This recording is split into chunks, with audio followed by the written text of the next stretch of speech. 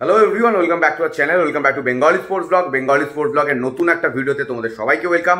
আজকে অনেক দিন বাদে একটা ভিডিও, ট্রান্সফার আপডেটেড ভিডিও। তোমরা মানে কি বলবো, প্রচুর মেসেজ, প্রচুর ডিএম, প্রচুর কমেন্ট আমি পেয়েছি যে দাদা একটা ভিডিও বানাও, ভিডিও বানাও, ভিডিও বানাও। কি টপিক? জিকসান সিং।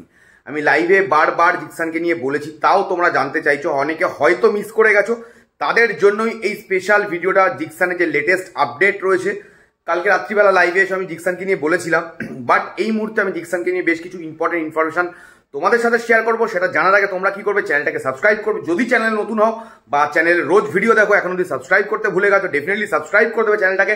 এছাড়াও ইনস্টাগ্রাম এবং ফেসবুকে তো আমি আছি বেঙ্গলি স্পোর্টস ব্লগ নামেই। বেঙ্গলি স্পোর্টস ব্লগ নামেই আমি আছি ইনস্টাগ্রাম এবং ফেসবুকে। ওখানে তোমরা আমাকে ফলো করতে পারো এবং ওখানে আমাকে ডিএম করতে পারো। অলওয়েজ আমি তোমাদের সাথে ওখানে কানেক্টেড থাকি। জিকসানের খবরটা দেওয়ার আগে প্রথমে একটা খবর তোমাদেরকে আমি দিয়ে দেবো। তোমরা অফিসিয়ালি অ্যানাউন্সমেন্ট হয়ে গেছে, তোমরা এতক্ষণ নিশ্চয়ই জেনে গেছো। মোহনবাগান সুপার জায়ান্ট কিন্তু আর একজন বিদেশি সার্ভিস কিন্তু কনফার্ম করে নিয়েছে। Yes, Alberto Rodriguez Martin. Alberto Rodriguez Martin Spanish defender centre back কিন্তু মোহনবাগানে চলে এসছে। যেরকম তোমাদেরকে আমি বলেছিলাম যে অ্যানাউন্সমেন্টটা আসতে চলেছে খুব তাড়াতাড়ি, আজকে সকাল সকাল সেটা অ্যানাউন্সমেন্ট হয়ে গেছে। It's a good news for all the মোহনবাগানিস।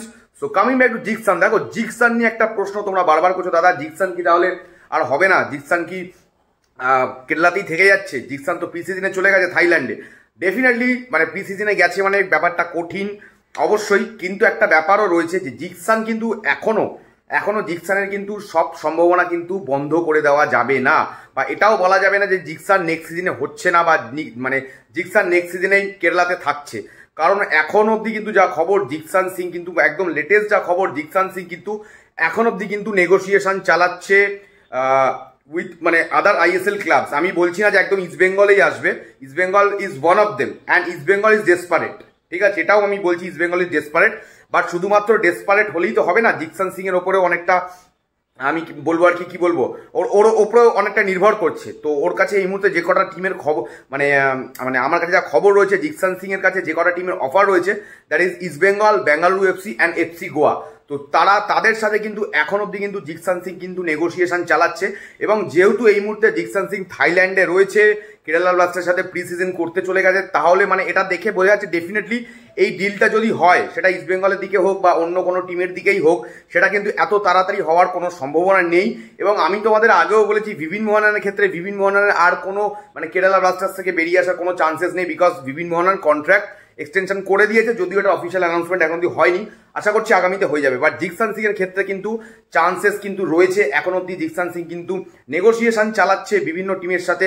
এবং দেখো, ডেফিনেটলি কেরালা ব্লাস্টার্সের এটাও লাস্ট সিজন, ব্লাস্টার্স ম্যানেজমেন্টও চাইবে যে একটা মোটা ট্রান্সফার ফি নিয়ে ওকে ছেড়ে দিতে। এবং যেটা ব্লাস্টার্স ম্যানেজমেন্ট মানে শোনা যাচ্ছিল যে ব্লাস্টার্স ম্যানেজমেন্ট একটা মোটা ট্রান্সফার ফি চাইছে জিকসানের জন্য।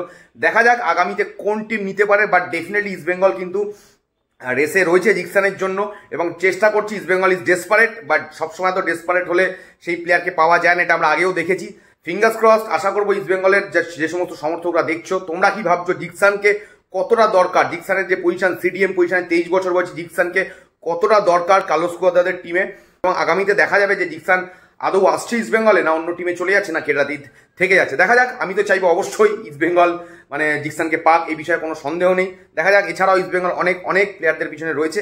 রাত্রিবেলা আবার লাইভে আসছি, আজকে বড় ইউরো কাপের খেলা রয়েছে, ওয়াচ চ্যালেঞ্জ তো হবেই। তার সাথে ডেফিনেটলি ট্রান্সফার মার্কেট নিয়ে আমরা আলোচনা যেমন করতে থাকবো। এবং তোমরা যদি এখনো সাবস্ক্রাইব না করো, সাবস্ক্রাইব করতে থাকো। দেখা হচ্ছে রাত্রিবেলা। চলো এখনের মতো টাটা।